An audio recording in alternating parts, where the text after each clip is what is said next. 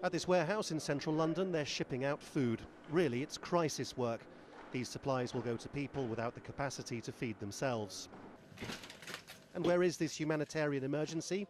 Well, it's just down the road. What we're seeing now is people who you wouldn't really expect to need food. You know, it's people who have lost their jobs and who are really struggling to keep up with mortgage repayments, who are seeing their homes being repossessed, who are struggling to make sense of benefit situation, and they're coming to us and saying we need help now as well.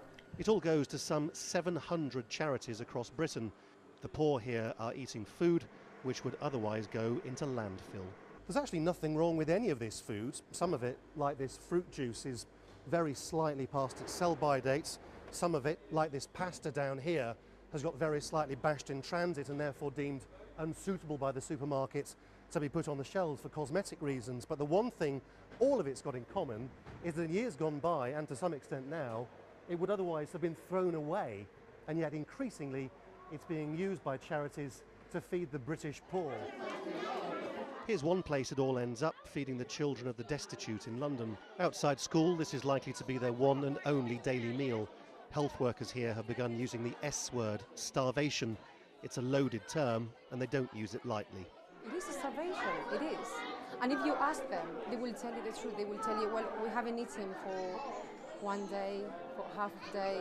And if it wasn't for that, then they wouldn't eat at home? They wouldn't eat at home, most of them. Suddenly, some very high-profile charity campaigners here are saying that this is becoming a full-blown crisis.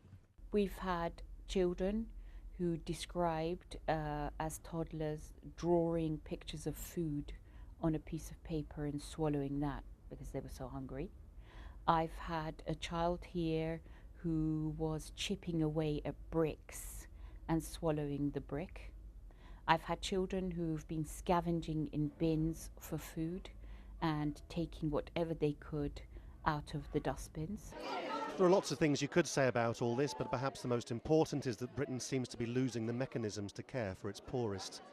Meanwhile, children in one of the world's richest cities go hungry, while giant corporations throw millions of tons of food away because it doesn't look nice enough to be put on supermarket shelves.